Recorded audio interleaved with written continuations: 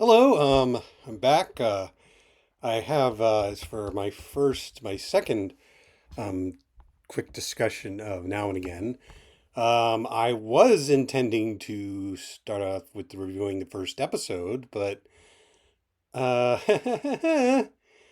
I am forced to issue my first correction. When I was discussing the series in my first video, I made an offhand mention that Garrett Graham was not in the special features of the DVD. And I was going over the special features in the DVD edition, and he is interviewed. That is totally on me. It's a correction. It's a small correction, but it's a correction I felt I needed to make because one of the points I was trying to making was I think Gary Graham did a really wonderful job in the series, and it was kind of like the end of not. I wouldn't. The end of his career is not the way. It was just the end of his like I said, he only did a few guest shots after that, and I assume is in retirement. And that kind of disappointed me because when you see a guy that is doing such good work, you want him to keep going, and because but it's not I'm not the boss of him. Um, I also wanted to, while I was here, when I needed to make this correction, I wanted to also clarify a few things about what I meant by what if Devin Grayson created the X Files. And, well, if you want to know who Devin Grayson is, ask Megan Fitzmartin. Okay, that joke is tired, but I love it. Um, when Devin Grayson, full disclosure, I've actually had encounters with Miss Grayson, and one was extremely unpleasant, one was extremely pleasant. We'll leave it at that. But when Miss Grayson had her D comics career, which was prominently in comics for about a decade, and unfortunately, she made a really catastrophic mistake, and it was her mistake that uh, but one of the things that was focusing on a lot of the superhero comics she wrote, and also a series that she did for DC that was called Relative Heroes, is the idea of found families. And what struck me in with Now and Again is, despite Glenn Gordon Caron's protest that this is a riff on Damn Yankees, and it very clearly is not. I mean, there is a Faustian figure, but no bargain is made. Um, it is also about a guy trying to reconstruct its main character, trying to reconstruct his family by any means necessary, because you know that's I mean the romantic sect, all of what Karen writes are essentially romances, although I don't think he's necessarily romantic. Sometimes I think he's actually quite the opposite.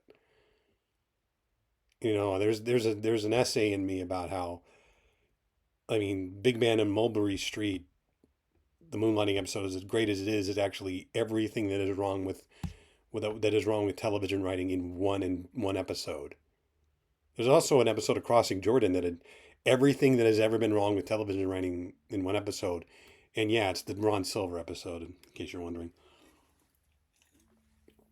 But while I'm here, I want to talk about Eric Close, the lead actor. I mean, I talked in the previous video about how Eric Close. Well, let me back up to Miss Grayson just for a minute, because I actually want to compliment.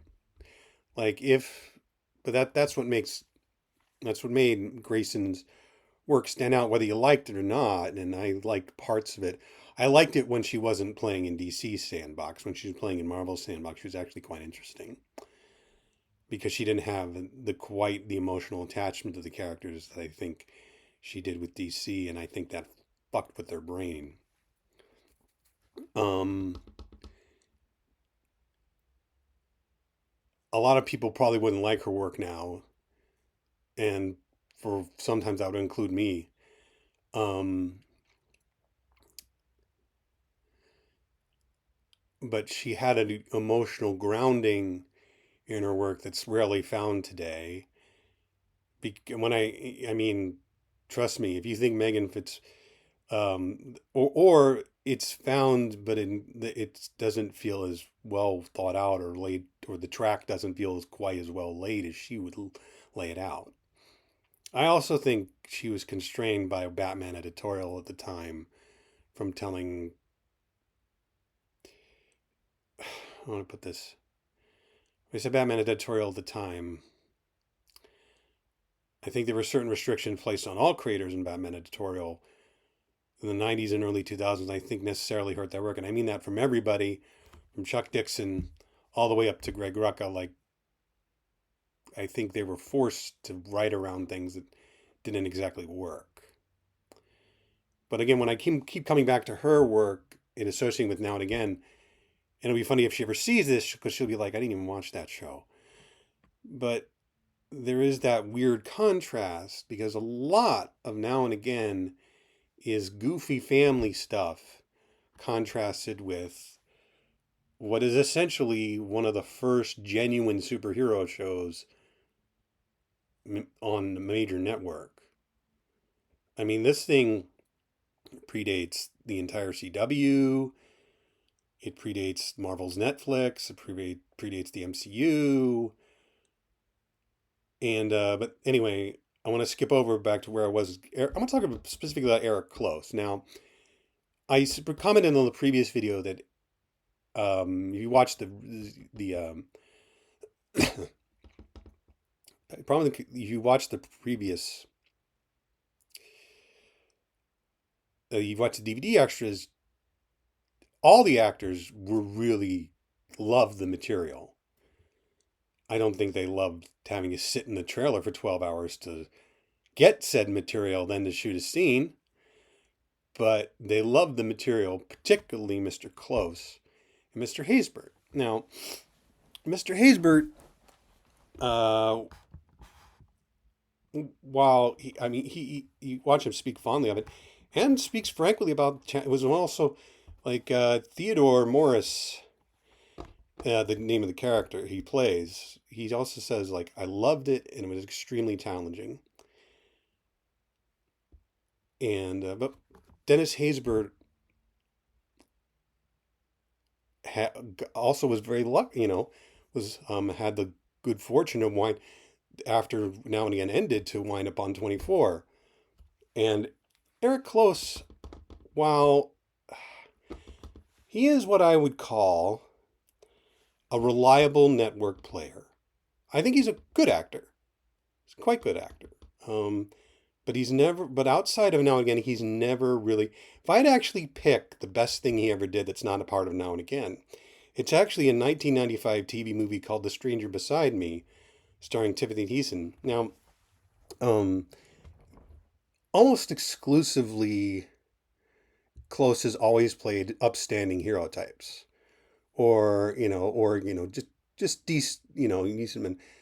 The only time he played a straight up scary villain was this Stranger Beside Me. It was a TV movie. You can watch streaming on Tubi. Again, TV movie. I'm not gonna. But the thing is, like in the '90s, they made effort with their TV movies. They were all based on true stories. They're all true crime. Story-wise, they're all true crime sludge. But every so often, you'd see one made with genuine conviction. And Closest, and this is basically was based on a true story about a woman who discovered her newlywed husband was, the town rapist. And Close played the character, it was one of his first role. He was still in Santa Barbara, which was his breakout role. He did a while on that soap opera.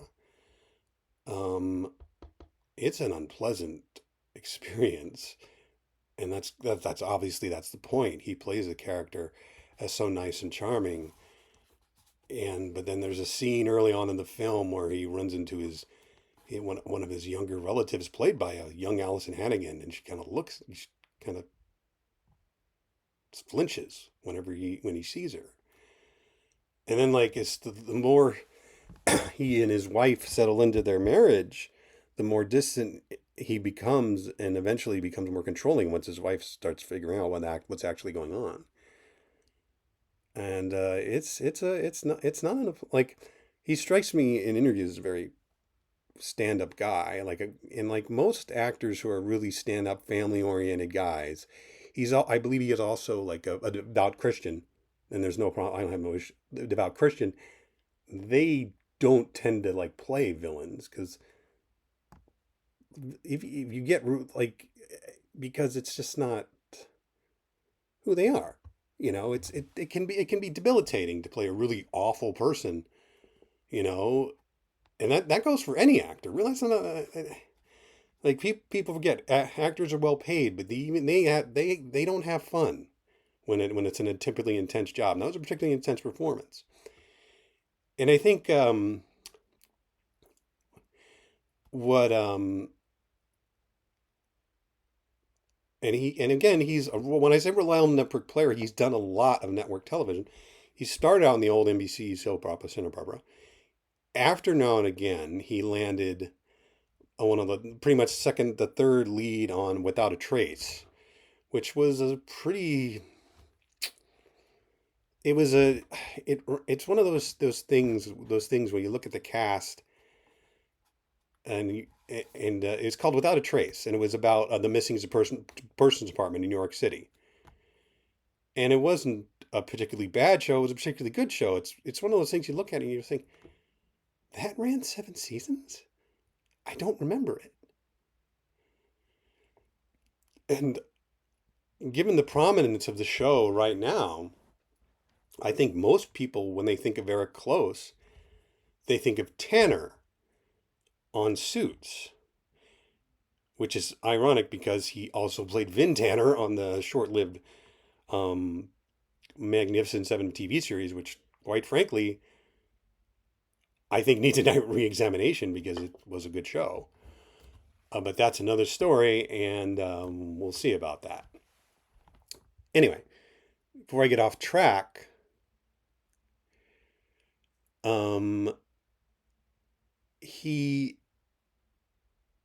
but rolling back to what there is a flaw in his performance, but it's not his. It's a flaw of the scripting.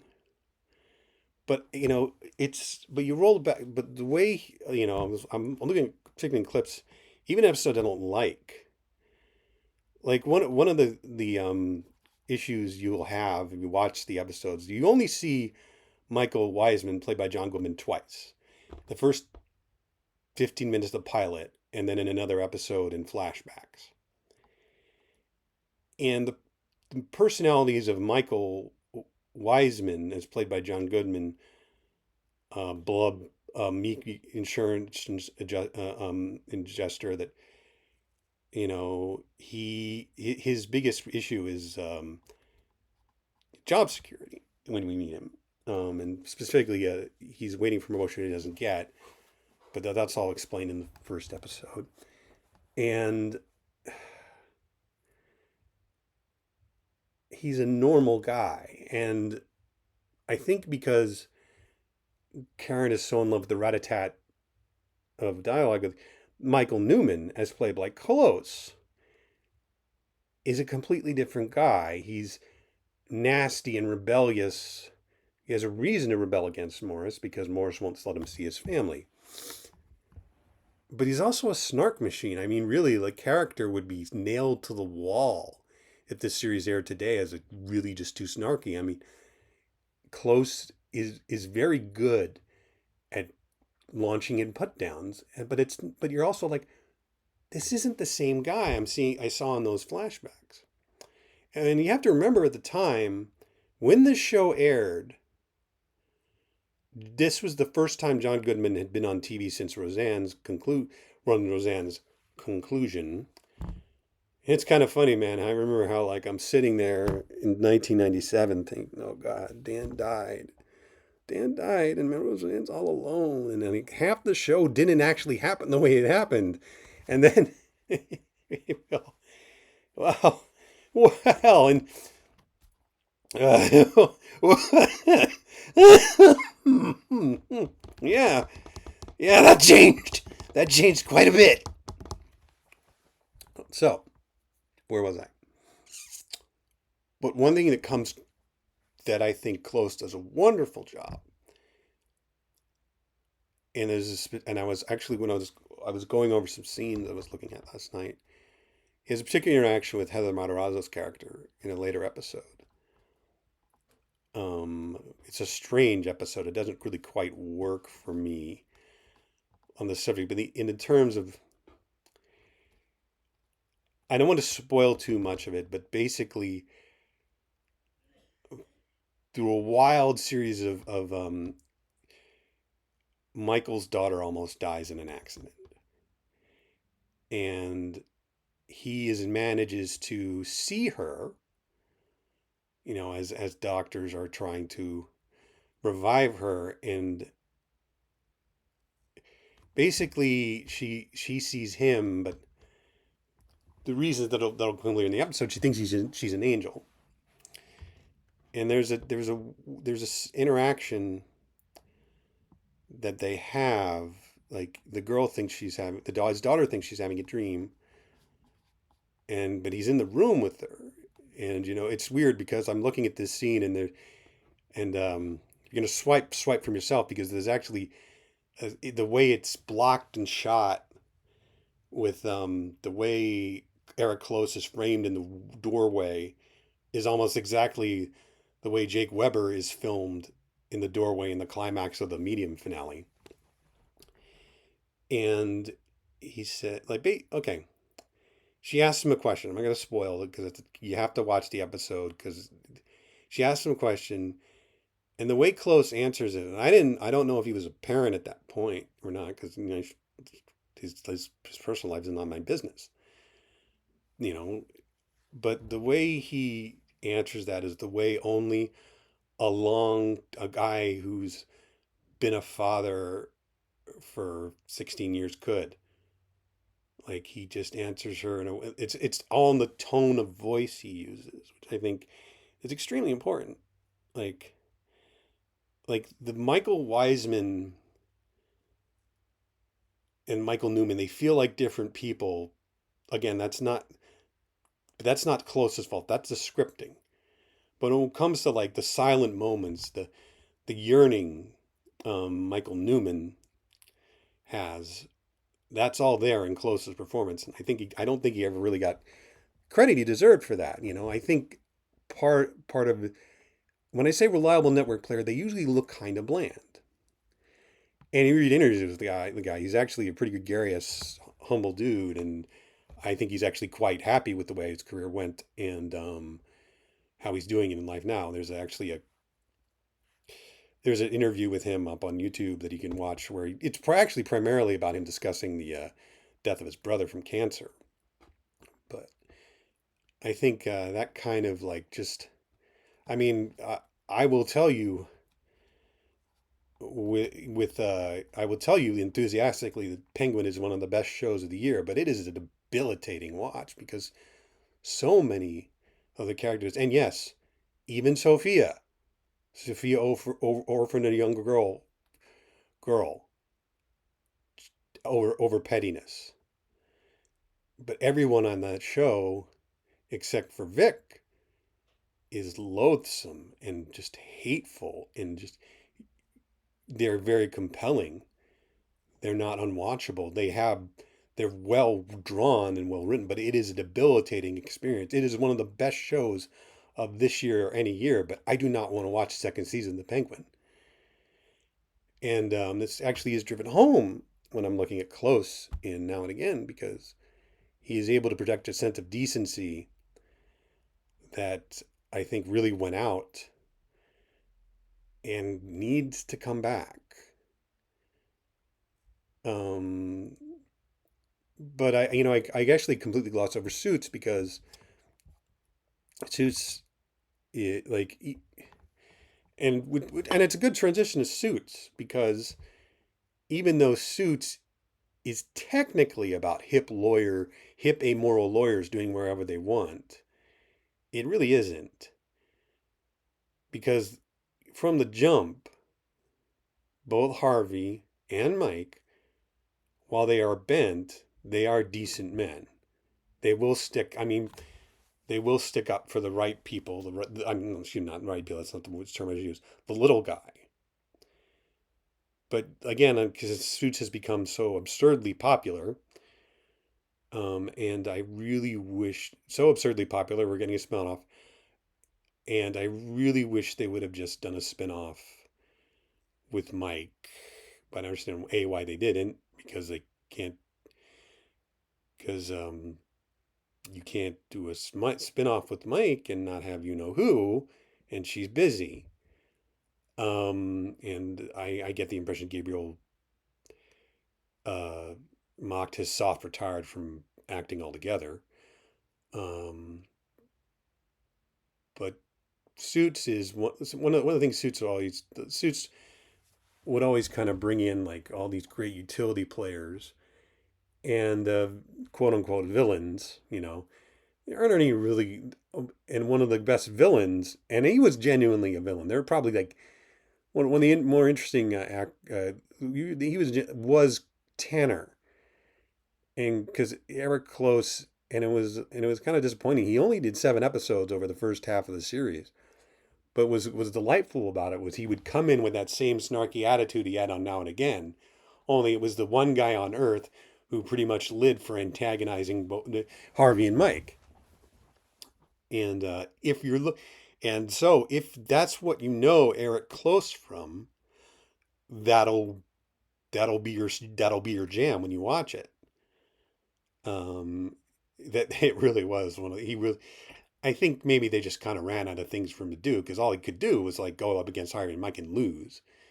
It's not like the Neil McDonough character who had sort of a soft face turn, and the Patrick Fischler character who was just so god tier powerful they rarely used him. Um, but again, this is my I promise you next time in this series I will be discussing the primary the first part of the pilot. It's a 3-part pilot, and it really is one of a piece because it's Glenn Gordon writing and directing all of it. And again, I'm going to say so. It is still one of the best directed in terms of actual filmmaking. TV network filmmaking didn't get good until again. I'm going to say this: if you take X Files and NYPD Blue out of the equation, actual decent network TV filmmaking didn't exist in the 1999. And I was in an interesting place in 1999. Not a good place, but that was more my fault than anything else. But I will discuss about how that first episode affected me, and hopefully you will enjoy this journey with me. Talk to you later. Bye.